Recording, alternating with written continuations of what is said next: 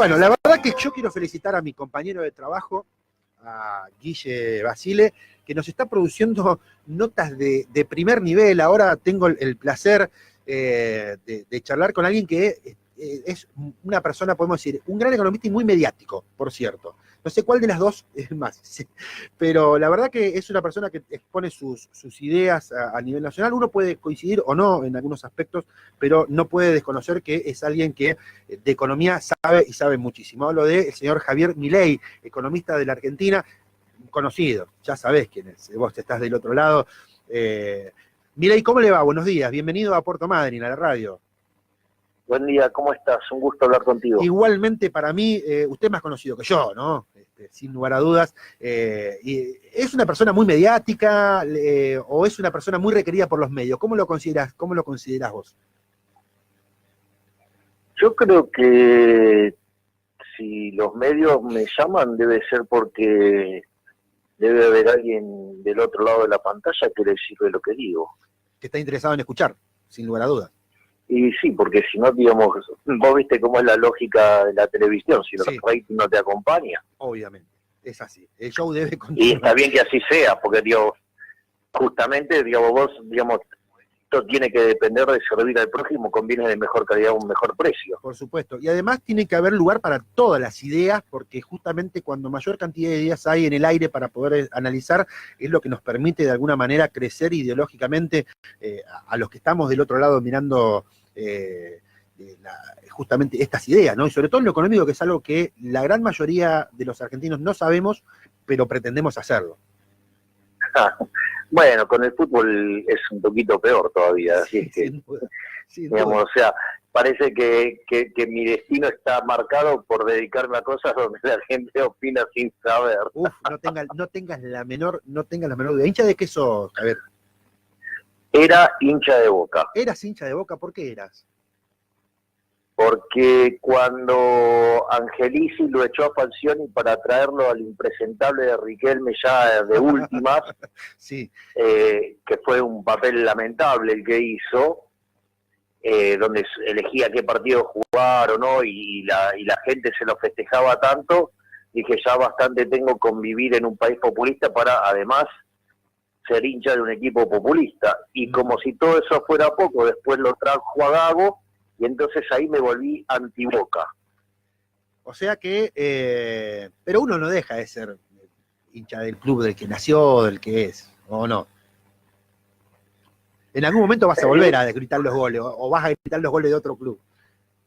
Bueno, cuando fue la final con River en Madrid, yo estaba mirando el partido a modo neutral, y cuando entró Gago empecé a hinchar por River, y de hecho el 2-1 fue culpa de Gago, que se le escapó la marca, y después para variar se lesionó. Bueno, entonces no hablemos de fútbol, vamos a hablar de algo que verdaderamente... O sea, vos sos de Boca. Yo soy hincha de Boca.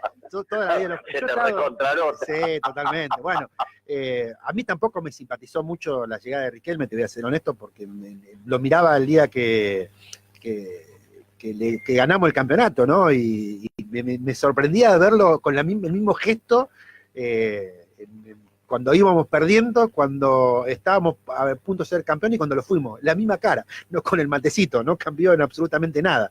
Pero sí. A mí eso, te digo, eso, digamos, o sea, si cuando hace su tercera llegada a Boca hubiera jugado, digamos, en el nivel que jugó cuando ganó la Libertadores, porque la Libertadores ese creo que es del 2007, no me equivoco, no sé, digo, con Russo de técnico, digo, la ganó él solo, o sea, ¿entendés? O sea, si venía en ese nivel, por mí podía ponerse a defecar en el centro de la cancha de Boca y lo iba a aplaudir igual, pero vino, digamos, a elegir contra quién jugar, digamos, y armar, y además es un líder negativo. Digo que es una persona que termina siempre generando conflicto, ¿no? Bueno, yendo a un tema que verdaderamente a nosotros nos preocupa mucho, que es el tema económico. La verdad que uno recién venía hablando de este país que es inefable verdaderamente. Decía uno para poder subsistir ahora tiene, en algunos casos, no tiene que pedir endeudarse a una tasa de interés alta, a pesar de que dicen que es baja, y tratar de sobrellevar esto entendiendo dos cuestiones. Una, que la salud es importante, pero también cómo hacemos para salir adelante en este contexto, Javier. Mira, Argentina ya venía transitando una crisis profunda. Uh-huh. O sea, Argentina cuando en el 2018 termina yendo al Fondo Monetario Internacional es porque se quedó sin financiamiento voluntario. Es decir, que Argentina, si no iba al Fondo Monetario Internacional, defaulteaba. Ese es el primer punto. Uh-huh.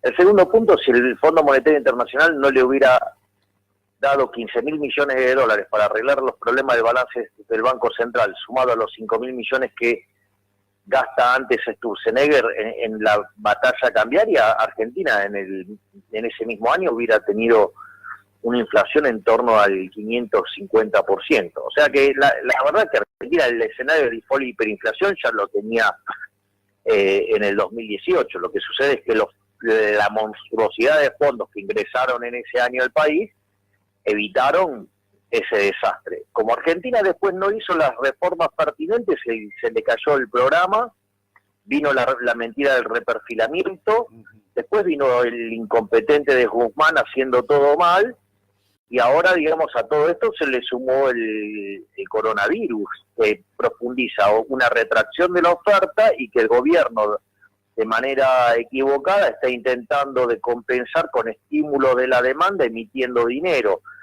donde hoy la cantidad de dinero está creciendo en lo que va del año arriba del 40%, si contra el año pasado estás en el 90%, y en las hipótesis más optimistas la cantidad de dinero podría estar creciendo 200%. Por lo tanto, o sea, vos ya tenés varios tramos de la deuda en default, ¿sí? Lo que es la deuda en moneda local de legislación local, está en default la deuda en moneda extranjera de legislación local, y ahora, bueno, se ha hecho una propuesta sobre la deuda en moneda extranjera de legislación extranjera, que en rigor da las palabras del ministro diciendo que Argentina no puede pagar nada, lo cual vuelve a demostrar que es un imbécil, ¿sí? Porque si no puede pagar nada, entonces no puede ofrecer nada.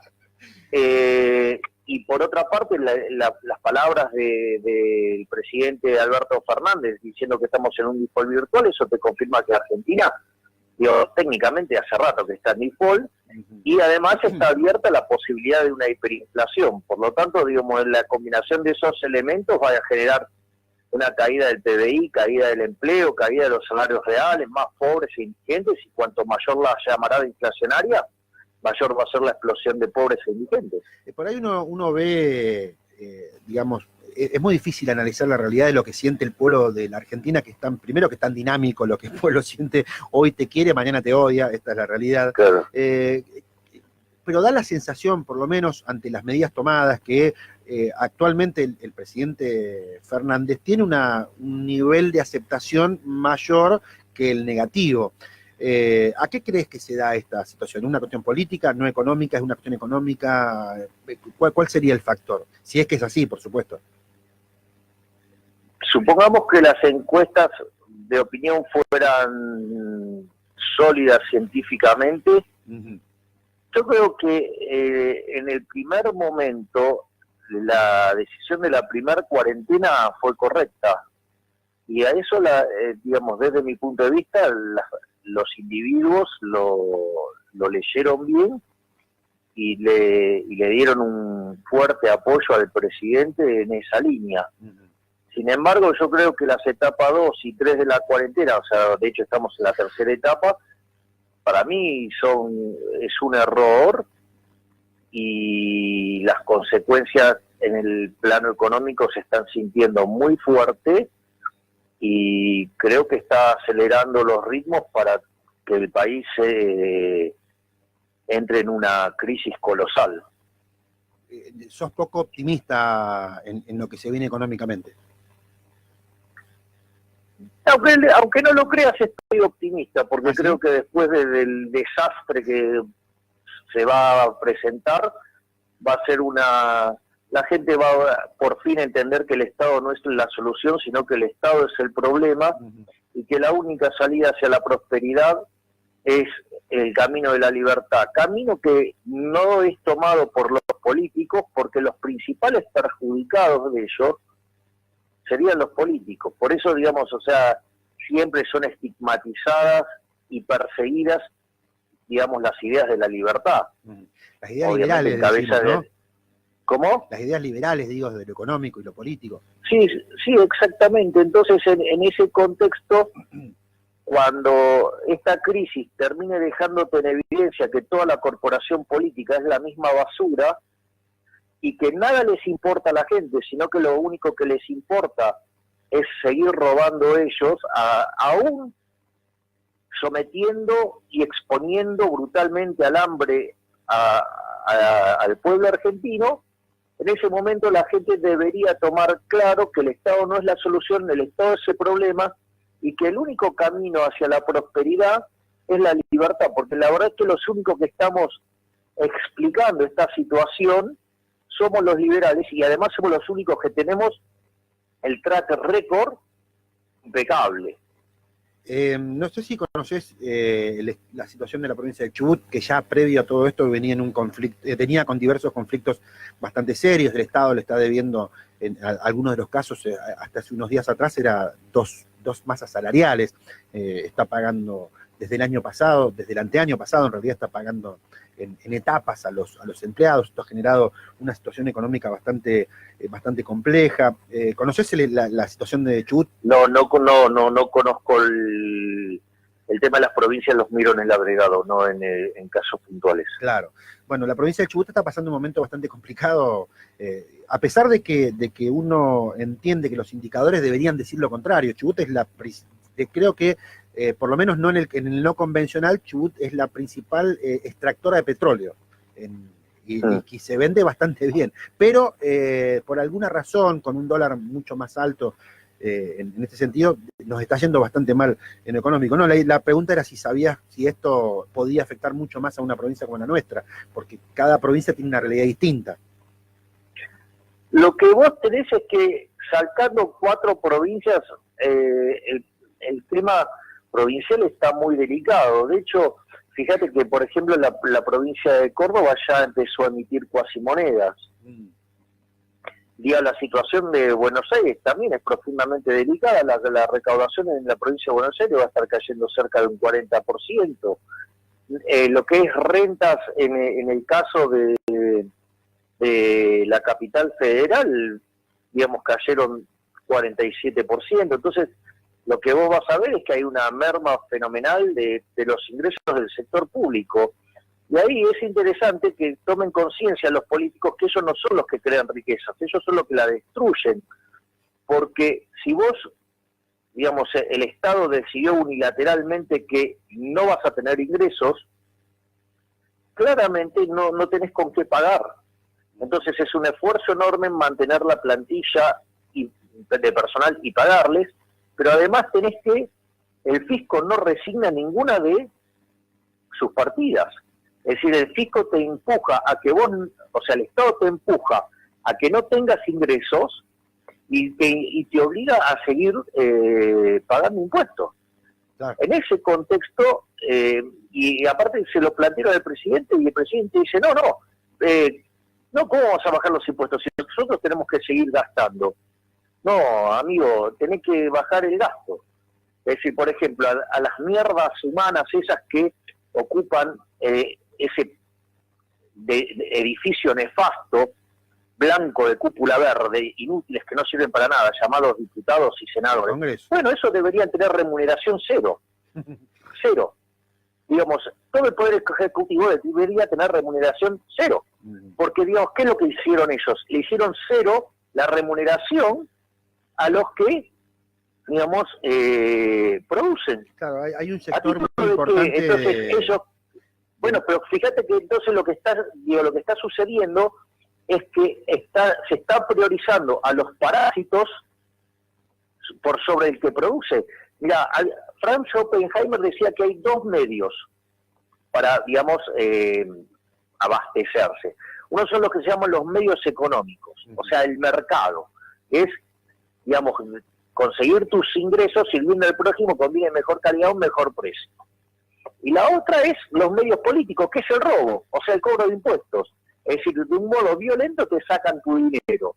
Bueno, es decir, entonces, fíjate que acá, digamos, o sea, el Estado no quiere tocar el gasto público. Hay 5 puntos de choreo y no lo quieren tocar. ¿Y me entendés? Y explotan casos de corrupción todo el tiempo. Lo que pasó en el Ministerio de Arroyo, lo que pasó en el PAMI de la novia del niño Máximo, ¿sí? Los barbijos del señor Larreta. Es una situación difícil para un sector de la comunidad que está en el medio, creo yo, porque hay mucha gente que tiene microempresas que que la única forma de salir es endeudarse, y endeudarse a una tasa de interés alta para alguien que apenas puede recaudar y si no labura no morfa, porque recordemos que hay muchas pymes que son un empleado más de esta empresa. No es que si sos empresario en este país sos millonario. A veces sos un laburante más. Pero aparte, a ver, el punto es, todos somos empresarios. Porque ¿qué es lo que hace un empresario? Compra, digamos, trata de comprar lo más barato posible y vender lo más caro posible, ¿sí o no? Sí, ahora yo te hago una pregunta. Es el término empresario, digamos. Bueno, digamos, la función empresarial es innata al ser humano. O sea, es como la especulación, digamos, o sea, vos te especulás todo el tiempo. A ver, si yo te digo, mira, te ofrezco 2 trabajos idénticamente iguales, y en uno te pago 100 y en otro te pago 500, ¿cuál tomás? Sí. Lo más normal que alguien diría que el de 500. El tema hay que ver hasta dónde, qué es lo que vas a hacer por eso. Idénticamente iguales. Sí, no tengas duda. Siempre va ahora, a haber ok, entonces, digamos, frente a 2 posibilidades, vendés tu ocio al precio más alto. Ahora vamos al caso, vas al supermercado, tenés 2 bienes idénticamente igual, uno cuesta 10 y el otro cuesta 20, ¿cuál compras? Normalmente, hoy por hoy, el que cuesta 10, no tengas duda. No, pero son idénticamente iguales. Sí, sin duda. Sí, Entonces alguien vendría a decirte, bueno, vos sos un maldito especulador, estás comprando barato y vendiendo caro. No, y eso, sin embargo, eso es parte de la vida. ¿Me comprendés? Sí, te entiendo. Y cuando vos además comprendés que esas transacciones implican transferencias de derecho de propiedad, eso te explica, digamos, cómo funciona el mercado. Por eso, digamos, los inútiles de Culfas, Paula Español y, digamos, Marcó del Pont, con eso de andar persiguiendo al que pone el precio que no le gusta, cosa que, digamos, se le pasó en el PAMI, se le pasó con el Ministerio de Arroyo, digamos, ahí se les escapa, o lo que, digamos, o las compras que hizo el señor Larreta. Bueno, digamos, cada vez que vos cierres un local, ¿sí? Cosa que la señora Paula Español lo presenta orgullosamente en sus redes sociales, mostrando los lugares que va cerrando. Bueno, digamos, lo que va a terminar generando es una mayor escasez y va, digamos, a poner en riesgo el abastecimiento alimentario de los argentinos. Atento a tu forma de ver algunas de las cosas, ¿qué es lo que opinas de Bolsonaro? De las actitudes actuales del presidente de Brasil. Te aclaro que yo no las comparto, en lo particular. Yo, digamos, o sea, no soy un especialista en Brasil, no soy una persona idónea para opinar de ese caso. Claro, no, digo, con esta discusión respecto a la ruptura de la cuarentena por defender la cuestión económica, eso básicamente. Mirá, yo puedo hacer algunas cuestiones sobre el falso dilema.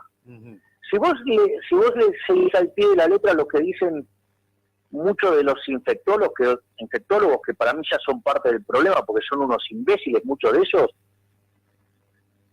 si vos seguís al límite el modelo que te proponen los infectólogos, en lugar de tener 100.000 muertos, vas a tener 45 millones de muertos, porque si la producción es cero, el consumo es cero. Punto 1.